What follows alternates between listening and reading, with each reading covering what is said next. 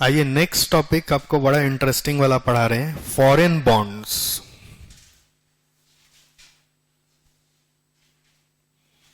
Sir ये क्या है फॉरेन बॉन्ड्स? क्या है कि हमारा कंपनी जाके कहां से पैसा लेगा? अभी सोचो, Indian company is going to take money from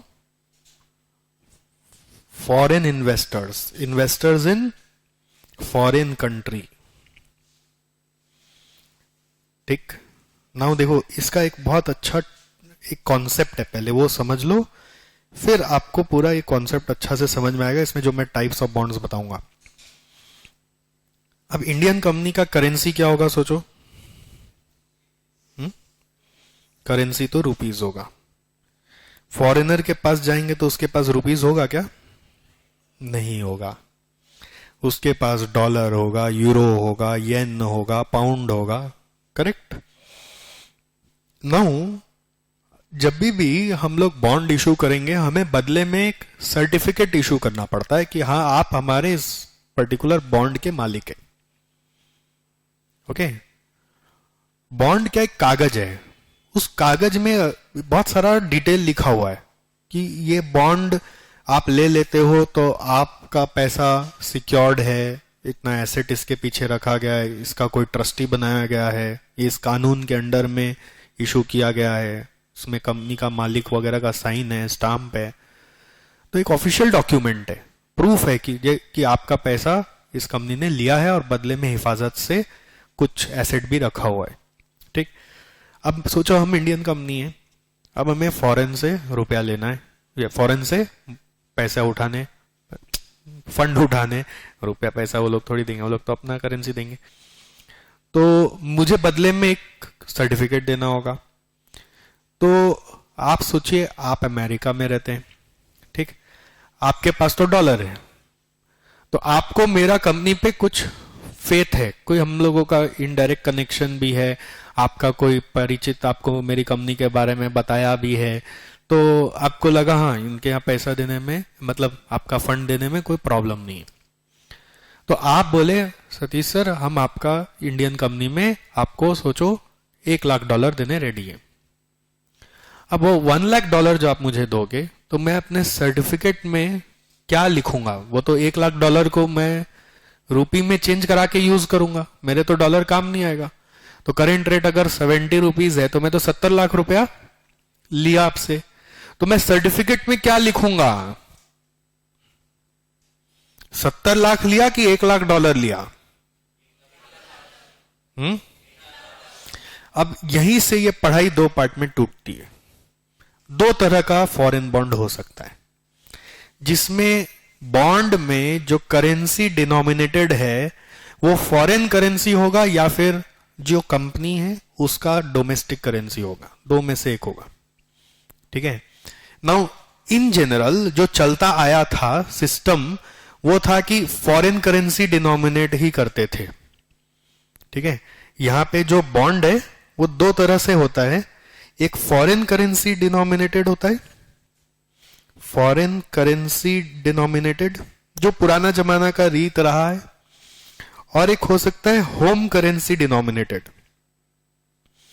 अभी हमारे लिए मेरा एग्जांपल में होम करेंसी चल रहा है रुपीज। ओके। और फॉरेन करेंसी में डॉलर, ठीक है, यूरो का सिंबल जानते हैं, यूरो, येन, पाउंड। समझ में आ रहा है? ये सब हो सकता है। अब अगर फॉरेन करेंसी डिनोमिनेटेड है, तो सोचना, एक चीज सोचने का है, आप मेरे को $1,00,000 दिया, ठीक, मैं तो सर्टिफिकेट में लिख के दूंगा मैंने आपसे $1,00,000 लिया। अब उस डॉलर को रुपी में कन्वर्ट कौन कराएगा? इन्वेस्टर कराएगा कि बोरोवर कराएगा? बोरोवर कराएगा। इन्वेस्टर तो $1,00,000 देगा। तो आपको यह पता है ना, फॉरेन करेंसी का रेट फ्लक्चुएट करते रहता है। हाँ, तो कन्वर्जन का हेडेक किसका है? बोरोवर का है। जो पैसा लिया वो समझेगा। अब बॉन्ड के पीछे मुझे इंटरेस्ट देना होगा, तो इंटरेस्ट मैं डॉलर में दूंगा कि रुपी में दूंगा? भैया आपसे जो लिया कागज में क्या लिखा हुआ, डॉलर, तो मुझे इंटरेस्ट भी डॉलर में देना होगा। तो जितना बार इंटरेस्ट दूंगा मुझे अपना रुपी डॉलर में चेंज करा के देना होगा। अब उस समय डॉलर रेट ऊपर भागा हुआ है तो मेरा हेडेक, आपका कोई हेडेक नहीं। डॉलर रेट ज्यादा हो गया तो मेरे को ज्यादा खर्चा करना पड़ेगा, क्या करेंगे, इंटरेस्ट जो देना है तो देना ही है। फिर जब रिडीम होगा तो आप अपना क्या मांगोगे, डॉलर मांगोगे। फिर मेरे को अपना रुपया डॉलर में चेंज कराना होगा और आपको देना होगा। तो 3 बार मेरे ऊपर फॉरेन करेंसी कन्वर्जन हेडेक है, इशू करते वक्त, इंटरेस्ट देते वक्त और रिडीम करते वक्त बहुत हेडेक है। मतलब ये क्यों है, सीधा सा बात है, जिसको पैसा का गरज है, रुपया का गरज है, जिसको पैसा चाहिए वो समझे, जिसको फंड चाहिए वो समझे। भैया आप मालिक है, आप देनदार हैं, लेनदार जो है वो हेडेक लेगा, और क्या, सिंपल बात है, राइट। तो इससे ऐसा लग रहा है कि भैया जो लेने वाला आदमी वो कमजोर है, देने वाला आदमी बहुत ऊंचा है, सारा हेडेक जो पैसा बोरो किया उसी का। वाह भैया, ऐसा कैसे? आज तक इंडिया से जब भी बॉन्ड इशू हुए फॉरेन कंट्री में ना, वो सब फॉरेन करेंसी डिनोमिनेटेड ही हैं। मतलब कोई इंडियन कंपनी जाके अमेरिका में उठाया तो डॉलर डिनोमिनेटेड, फिर यूरोप में कोई कंट्री में उठाया तो यूरो डिनोमिनेटेड, इंग्लैंड में उठाया तो पाउंड डिनोमिनेटेड, जापान से उठाया तो येन डिनोमिनेटेड, ऐसे ही चला। बस ये मोदी जी आके अभी बीच में एक रिवाज चेंज किए, उन्होंने बोला ऐसे हम लोग नहीं चलाएंगे। कब तक इंडिया लेनदार है, डेफिनेटली बोरोवर ही रहा है, लेकिन हम भी एटीट्यूड से बोरो करेंगे भाई। सारा हेडेक हम क्यों लेंगे फॉरेन करेंसी कन्वर्जन का? वो जो इतना फॉरेन ट्रैवल करते थे ना शुरुआत में, लोग सोचते थे खाली टैक्स का पैसा बर्बाद कर रहा है, फॉरेन कंट्री जा रहा है, बट वो जाके कुछ काम निपटा के आते थे, इंडिया का सम्मान बढ़ा के आते थे, वो थोड़ी पब्लिक को पता होता था। तो वहां पे जाके लंदन में उन्होंने एक नया वहां के गवर्नमेंट के साथ एक पैक्ट साइन किया और इंडिया का कंपनी का रूपी डिनोमिनेटेड बॉन्ड पहली बार फॉरेन में इशू करवाया और उसको लंदन स्टॉक एक्सचेंज में लिस्ट करवाया। अब जो वो बॉन्ड खरीदेगा उसके पास, सोचो लंदन में पाउंड है, बट वो तो रूपी डिनोमिनेटेड बॉन्ड है ना, तो आपके ऊपर जिम्मेदारी है कि आप अपना पाउंड को बेच के रूपी बॉन्ड लेंगे, क्योंकि हम तो रूपी लेंगे भैया सीधा। अब जब हम इंटरेस्ट देंगे तो हम तो रूपी देंगे, आप अपना पाउंड में चेंज कराइए। जब रिडीम करेंगे हम तो रूपी देंगे, आप अपना पाउंड में चेंज कराइए, हमको क्या। समझ में आया? थोड़ा सा इंडिया का शान बढ़ा दिया, ठीक है।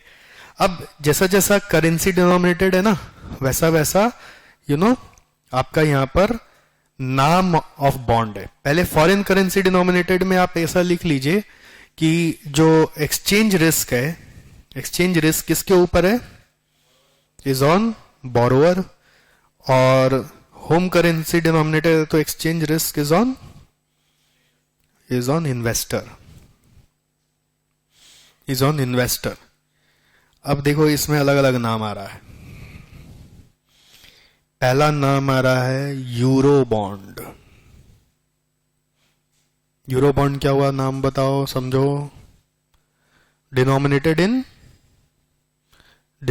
इन कौन सा करेंसी? फॉरेन करेंसी, यानी कौन सा करेंसी?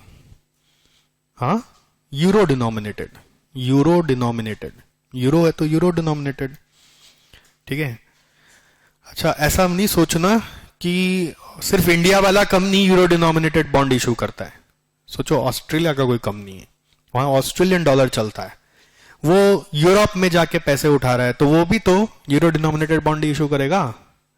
इंडिया से मैंने समझाया, तो ऐसा नहीं एग्जाम में लिखना कि सिर्फ इंडिया वाला ही है। एक जापानीज कंपनी है जो यूरोप से पैसा उठा रहा है, तो वो भी यूरो डिनोमिनेटेड बॉन्ड इशू कर सकता है, तो उसके ऊपर सारा हेडेक रहेगा फॉरेन एक्सचेंज चेंज कराने का, येन को यूरो में, ठीक है। यूरो बॉन्ड, अब यूरो बॉन्ड का और भी एक्सटेंशन है, जैसे यूरो कन्वर्टिबल बॉन्ड।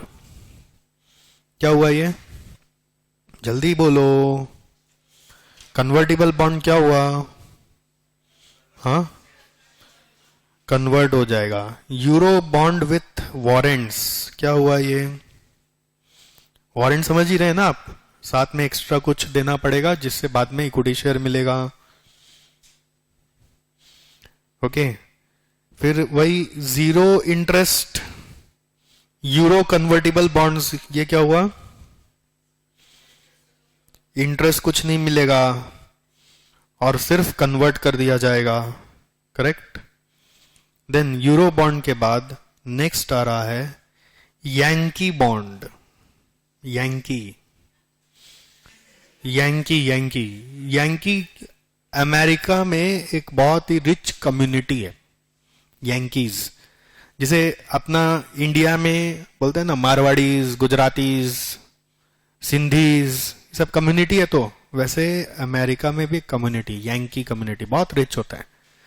तो हमने अपना बॉन्ड का नाम रख दिया, यांकी बॉन्ड ला रहा हूं, यांकी बॉन्ड, तो यांकीज अट्रैक्ट हो जाते हैं, oh my bond, Yankee bond, yes it's your bond, Yankee bond, see Yankee bond, denominated in dollar, dollar denominated,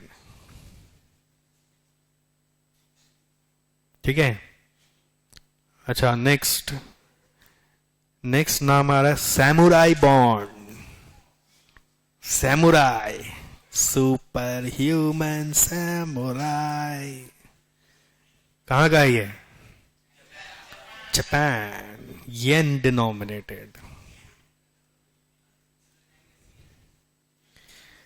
next samurai bond का एक और नाम है शिबोसाई बॉन्ड। शिबोसाई, शिबोसाई, ठीक है। शिबोसाई बॉन्ड, ये आता है ना, जापानीज कार्टून आता है ना, क्या क्या कार्टून नाम है, डोरेमोन।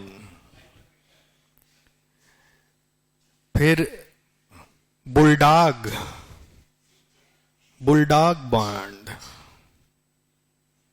ये कहां के लिए है? बुलडॉग, ये पाउंड रिलेटेड है, pound denominated, pound, pound, England, UK, pound denominated, अंग्रेजों के लिए। और एक होम करेंसी वाला जो बॉन्ड है, रूपी डिनोमिनेटेड, इसका नाम तो बड़ा इंटरेस्टिंग है, मसाला बॉन्ड। मसाला, सर आप अपना मन से नाम रख रहे हैं कि सच में है? सच में नाम है, रूपी बॉन्ड, इसका दूसरा नाम है रूपी बॉन्ड। मसाला बॉन्ड और रूपी बॉन्ड, बेसिकली ये बॉन्ड अभी इंडियन रेलवेज ने इशू किया था फर्दर एडवांसमेंट के लिए, एक्सपेंशन के लिए। फॉरेन एनआरआई जो है ना, नॉन रेसिडेंट इंडियंस, जिसका इंडिया से आत्मा जुड़ा हुआ है, उनको अट्रैक्ट करने के लिए। आज आप फॉरेन में जाके अगर सेटल हो जाएंगे ना, तो एक चीज का आपको बड़ा याद आएगा, वो है खाना। और खाना में, इंडिया का खाना में खासियत क्या है? मसाला। तो बस आपके मुंह में पानी आ जाए बोल के नाम रख दिया, मसाला बॉन्ड, ठीक है। रूपी बॉन्ड, एक बार एग्जाम में भी क्वेश्चन आया हुआ है, अभी एग्जाम में कुछ ताजा ताजा क्वेश्चन है, राइट शॉर्ट नोट्स ऑन रूपी बॉन्ड, ठीक है। मसाला बॉन्ड पे क्वेश्चन आया हुआ है अभी। ओके, सो ये वाला फॉरेन बॉन्ड का पढ़ाई खत्म हुआ।